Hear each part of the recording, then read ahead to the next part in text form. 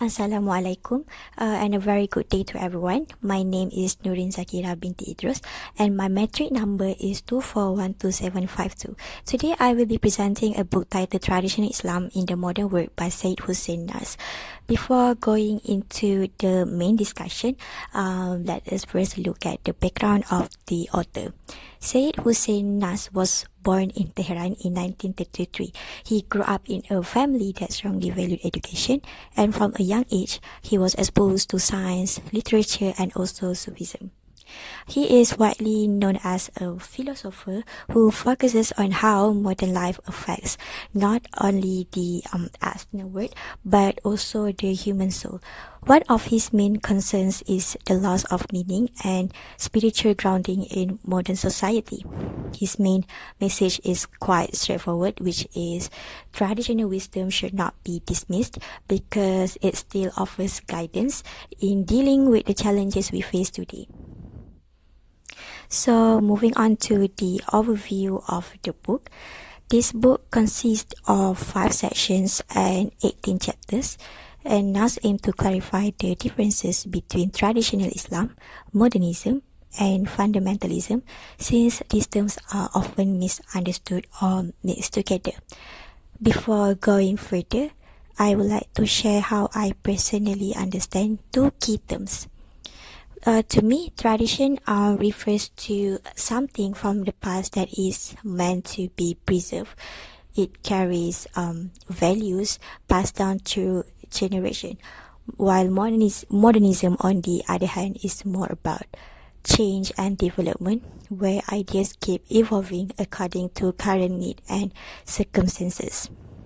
Because of this, both ideas often seem to go in opposite directions or contradict to each other because one focuses on preservation, the other one focus on progress and change.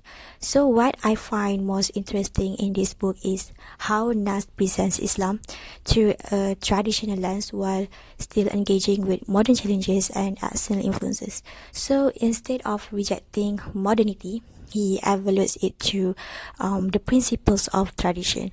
So this becomes very clear in the prologue and section 2, where I will focus on today, where he explains that traditional Islam is not something outdated but a way of life that remains rooted in the Quran and Sunnah while still relevant in different times.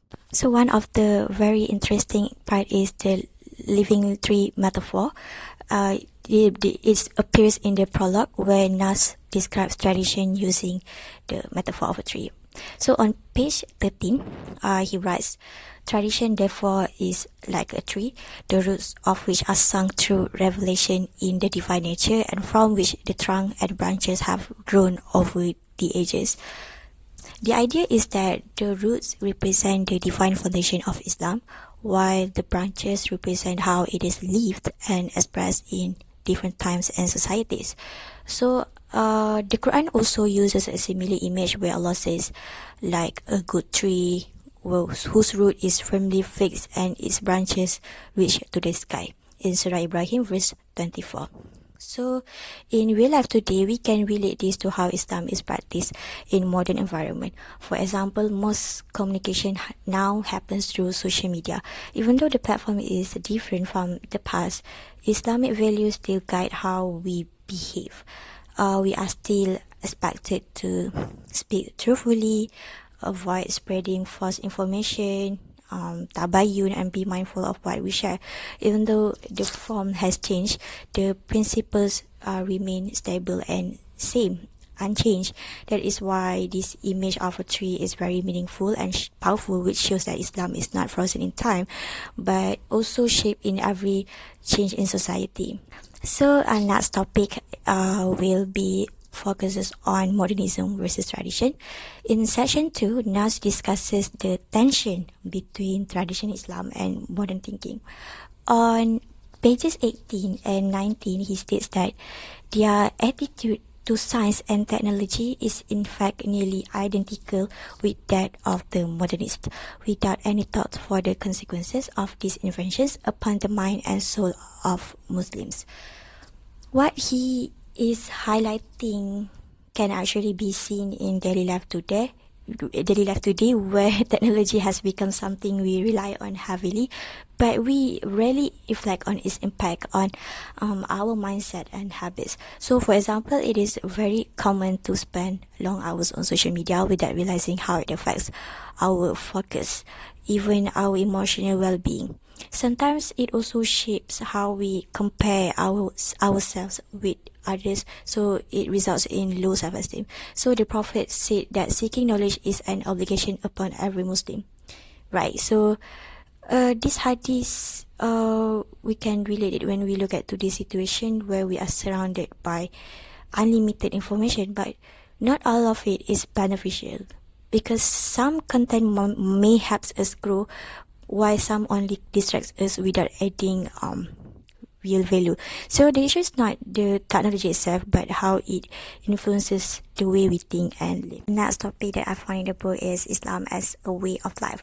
Nasr also emphasizes that Islam is not limited to rituals, but covers all aspects of life. It is evident on page 79. He writes, a traditional Muslim has bonds to his family, city, nation, business friends, etc., which he does not just oppose to religion, but sees in the context of that totality, which for him is in one way for another Islam. So this means that Islam is not something separate from daily life, but it is part of everything we do. But nowadays, practicing Islam openly can sometimes feel out of place. For example, like women who fully cover their aura may be seen as unusual or too conservative, while less modest dressing is considered normal. In the same way, people who consistently pray in Jama'ah may be seen as overly religious. So Allah says, indeed, my prayer, my sacrifice, my life and my death are for Allah, Lord of the world. Surah Al-An'am, verse 162. So in real life, this means that our actions are not supposed to be guided by what people consider normal or acceptable. Instead, the standard comes from Allah. Even if certain practices feel uncommon in society, they are still part of living Islam fully. Now moving to a more sensitive topic, which is politics. Nasr explains that Islam is sometimes used as a cover for other political ideologies. So on page 90, he states that being used as a means of allowing totally un-Islamic and in fact anti-Islamic forces to gain access to power. So what this shows is that religious language can sometimes, like religious term also can sometimes be used for influence, even when the real intention is not based on Islamic values. This can easily create confusion with people mix religion with political goals. So in such situations, Nasr shifts the focus more on inward. Like on page 94, he writes that the more hidden forms of inner revival and rejuvenation which have always been and will always be at the heart of every authentic religious regeneration. It can also be related in Allah in Quran. Indeed, Allah will not change the condition of a people until they change what is in themselves, in Surah Ar-Ra'd, verse 11. Looking at today's context, real change in society does not simply depend on the systems, even political leadership alone. While those things are very important, they are not enough on their own if the individuals within society are not changing internally. So if we observe our current environments today, many problems we talk about, like such as lack of discipline, corruption, weak integrity, or even division in the company, do not only come from external system, but a lot of them actually start from personal attitudes and daily behavior. For example, like being careless with responsibilities, prioritizing personal benefits, or following trends without considering whether they aligned with Islamic values. This is why Nas mentioned in the book that change has to begin at the individual level, because society is made up of individuals. If each person is not trying to improve themselves, then no matter how many reforms are introduced from the outside, the effect will remain same or unimpactful. So in this sense, self-discipline plays a very important role. It includes being consistent in our worship, being honest even when no one is watching.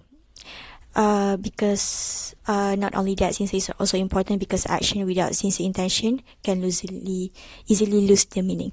So before focusing only on changing external structures, Nasr reminds us that we need to first look inward. When individuals begin to correct themselves, strengthen their character, it can only make the society more stable and meaningful. Moving on, Nasr is the most impactful topic, which is the center of circle. On page 106, he writes that once the transcendent principle is forgotten, the world becomes a circle without a center. It can be related to what Allah says, verily in the remembrance of Allah do heart find rest in Surah Ar-Ra'd, verse 28. So in real life today, many people are busy chasing success, achievements, and recognition. But even after reaching those goals, some still feel empty or unsettled. This is because I feel like external success alone is not enough. Without a spiritual center, life can feel directionless even when everything looks complete from the outside. So, to conclude, this book reminds us that Islam is not meant to be separated from life, but to use it as a guidance. It does not ask us to reject modern developments, but to engage with them while staying grounded in our principles. So living in a world that keeps changing, having a strong foundation is very important. So that is all from me. Thank you very much for your attention.